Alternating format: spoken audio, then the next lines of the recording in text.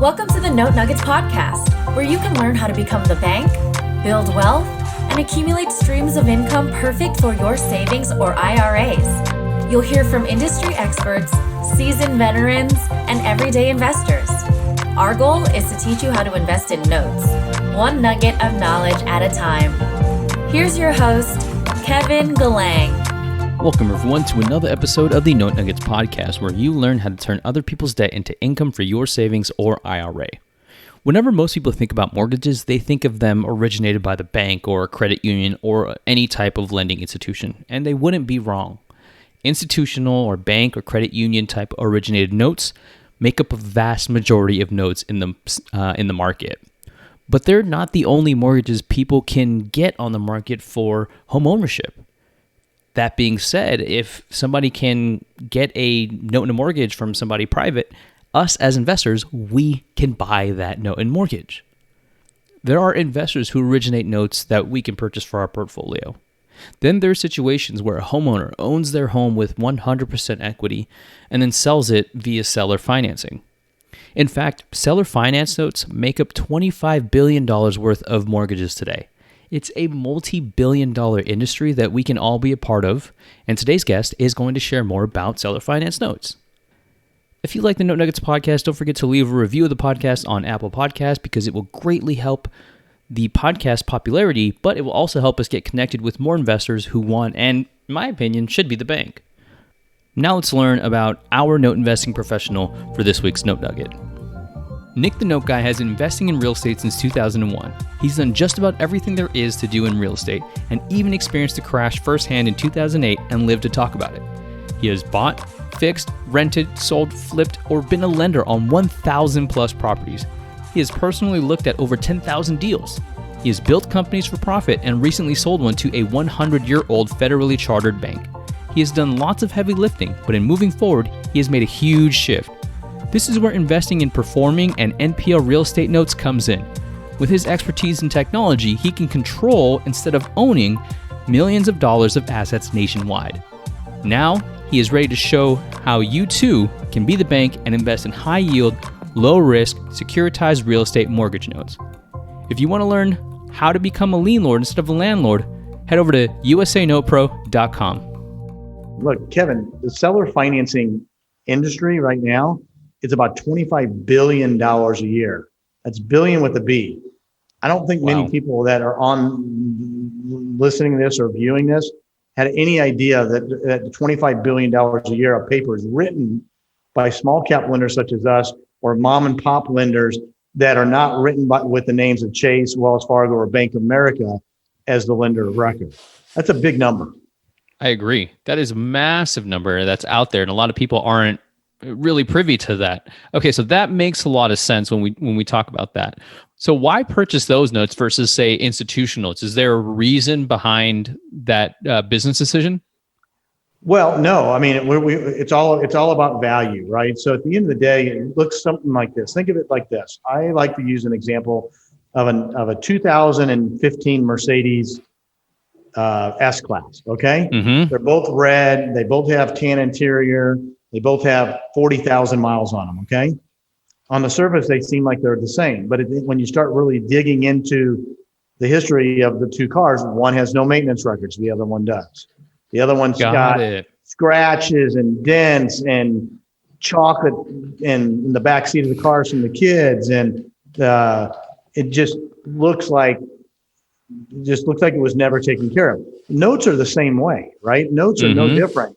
And so it's really, really important that when we see a lot of times when sellers create their own financing, when we talk about that 25 billion for a second, about 95% of that number, at least 90, and it's hard to really tell, but the majority of that paper is written by what I would call onesie twosies, meaning that money that's lent is in the form of one and done deals.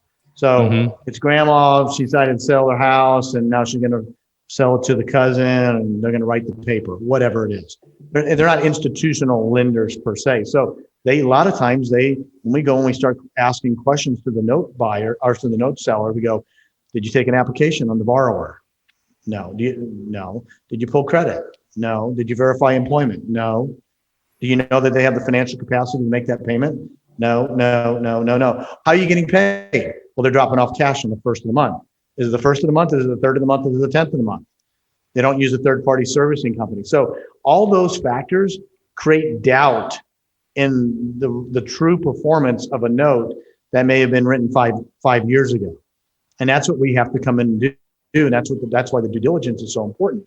And the biggest thing people have to be careful if they're looking to buy notes is fraud. There's a lot of fraud in notes, and there's a lot of there's chain of title things that you have to take into consideration. Look at, is there an assignment? How many times has this note changed hands? It's a very tedious process. And for people that only do one or two of them, it's not cost effective or efficient to do it. But when you have an operation, you do hundreds and hundreds of these, you can justify it, if you will. Absolutely. And the way I hear that is if you're dealing with that mom pop type of person, all the things that they're missing to make that note look good is negotiation chip if you're the buyer. Absolutely. Hey, look, I'm going to have to pay my attorney to make sure that this is right. That's an expense. If you want me to buy this, we're going to have to take it down, whatever, 10%. Am I understanding that correctly? Yeah, absolutely. Are taxes and insurance being escrowed? I don't know. They may not even know. Are they even paid? You'd be surprised what they don't know. And it's interesting when a traditional bank and goes and underwrite what I call a pretty buyer, right? A pretty borrower, which checks all the boxes. They're a W-2 employee for Amazon, and they get paid every 2 weeks, and they have a 700 credit score, and their DTI is 30% and whatever. Those loans get sold, and they don't put any money down relative to the cost of the property. They put in a very small portion, especially on the FHA side. And they turn around and sell those at 103, 104, 105% of the face value of the note. And it's like, really? You're getting that? You can get that much money? And they can, because when you have amortized paper and you understand amortization, that's what they're basically buying. But on the other side of it, when we underwrite, our borrowers are no different.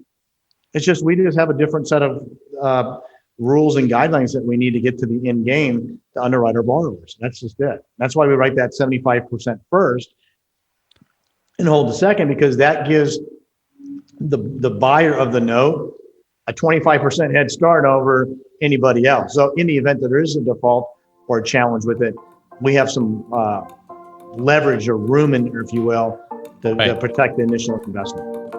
There are multiple sources of notes to buy from for your portfolio. You can go the institutional route and buy from banks or credit unions. You can buy from other investors like myself. Or you can find seller finance notes right in your backyard and take a slice of that $25 billion pie. To learn more about seller financing and learn more from Nick, head over to notenuggets.com/note-source. Thank you for tuning in to this week's episode of the Note Nuggets podcast. Be sure to subscribe to the show to get access to additional weekly value nuggets and get notified with episode updates. To subscribe, all you have to do is head over to subscribe.notenuggets.com. If you have any questions about this episode or note investing, book a time on Kevin's calendar at contact.notenuggets.com. We'll see you next week with another note nugget to add to your tool belt.